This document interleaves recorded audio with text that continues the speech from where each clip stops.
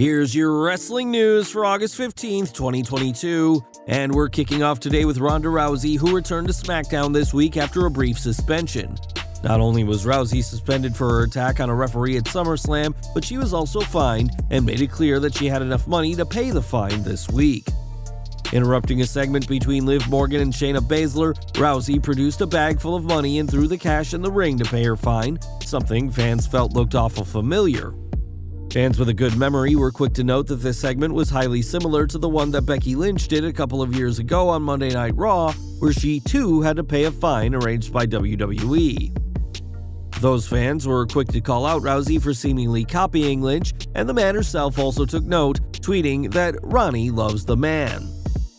It's been rumored for some time that Lynch vs. Rousey will finally take place one-on-one at WrestleMania 39, but that all hinges on whether Lynch is healed in time. But one thing we do know is that the man will be keeping a close eye on whatever Rousey does. Rousey parted with a lot of money on SmackDown to pay off her fine, and she has an idea of how WWE should spend her cash. On Instagram, the former SmackDown Women's Champion shared a post saying the WWE should use the money to bring back some superstars released as part of the dreaded budget cuts.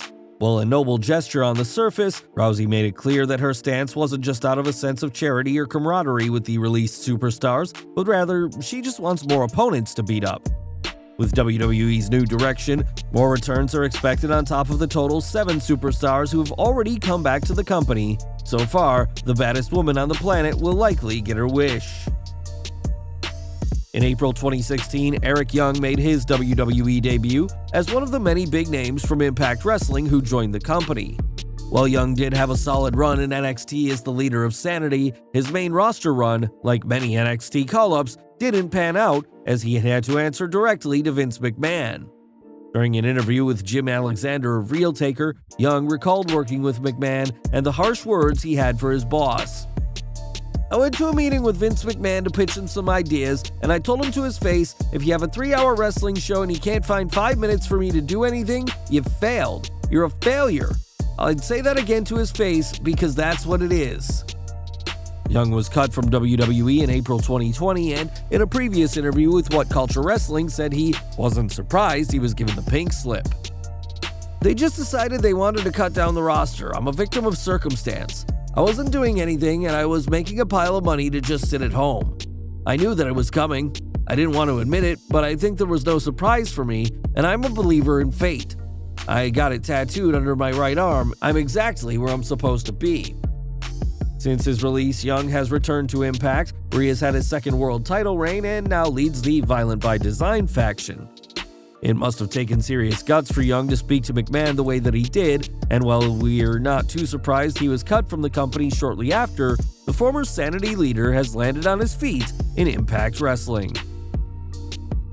In April 2020, Zack Ryder was cut from his WWE contract after a total 15 years with the company, much of which he spent as a jobber.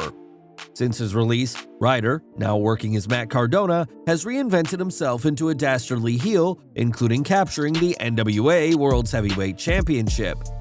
With many returns to WWE happening right now, some have wondered if Cardona is next, but he has little incentive to go back to WWE, as he told Inside the Ropes. "Triple H is calling everybody back supposedly. If he called me back, of course I'd have a conversation, but I don't know if I'd go back, I don't know. I mean, of course, never say never, but I mean, my schedule now is pretty great. I'm making a lot of money and I'm having a lot of fun."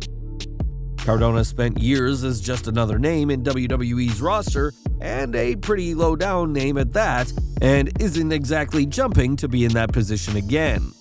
Of course, we can't rule out Cardona ever returning to WWE, as a lot of names have returned who at one time seemed to be gone for good, but for now, the former NWA World's Heavyweight Champion is happy doing his own thing. Cardona was at last night's GCW homecoming event, where he and Chelsea Green renewed their wedding vows in a ceremony officiated by WWE Tough Enough alum Maven. Given how wrestling weddings and vow renewals have gone in the past, fans expected things not to go as to plan, and they weren't disappointed. GCW top star Nick Gage arrived to the ring in time to ruin the vow renewal ceremony, busting open Cardona and hitting Matt's father with a light tube, though he had no-sold the offense. Gage then took out a pizza cutter and sliced open Cardona's forehead as the crowd erupted in excitement, delighted at the violence being shown to the former NWA World's Heavyweight Champion. After years of a somewhat goofy jobber in WWE, Cardona is making it clear that he's a much different man now, even if that means getting sliced open during what should have been one of the happiest nights of his life. More from AEW, as in recent weeks, the House of Black has been trying to lure Miro into their group, but have been unsuccessful in their goals. In a recent segment, Julia Hart tried to use her feminine wills to lure the TNT champion, who made it clear that there's only one woman for him. This was of course in reference to CJ Perry, formerly known as Lana in WWE, and it may just be a matter of time before she's in AEW herself. When Hart started following Perry on Twitter, this didn't go unnoticed by the ravishing Russian, who added that Hart seems to be following her all the way to her husband. It didn't take long for fans to call this a tease, and are hopeful that Perry will neutralize Hart as this feud with the House of Black continues. In a recent interview, Miro did tell fans to never say never when it comes to his wife possibly joining AEW, and we'll just have to see if the former Lana is back on our screens very soon. AEW is home to a lot of former superstars, but with how well received WWE's management change has been as of late, some in Tony Khan's company may be re-evaluating their decision. Between the returning superstars and a shift in creative to focus on more underutilized stars, Triple H's change to creative has been a hit with fans, and even Tony Khan can't help but give the game his due. Speaking to DAZN, Khan addressed WWE's new direction, saying, "If you like good wrestling, you're just more likely to want to see it, because our competitor has been doing better shows recently than they had been doing, I think. I watch them pretty often, and I think they're better."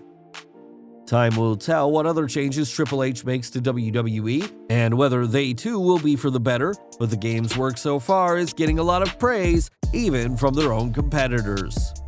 And we're ending with WWE, and with Triple H now running the creative and talent relations departments, fans are hopeful that the game will undo some of the less well-received decisions his father-in-law made over the years. From 2002 to 2005, Eric Bischoff appeared regularly on screen with Triple H, acting as the Raw general manager at the time, and is hopeful for the future of the company. While speaking to Shaq Wrestling, the WWE Hall of Famer made it clear that he is hyper-optimistic about WWE now that Triple H has taken charge of creative. I had a little bit of hope with AEW. I had some hope there. I thought, oh man, up until probably 6 months ago or 8 months ago, I kind of threw in the towel because I started seeing the same pattern of whatever over and over again. I go, okay, something different, but there's been nothing different out of WWE either. I've been pretty critical of WWE as well. I make more headlines when I'm critical of AEW, but I'm actually just as critical of WWE. But now I'm seeing that, and maybe just because I'm getting a little bit of an indication that something really good is coming, I'm overly excited. But if I'm right, then what the hell would I have to contribute? But they don't need me.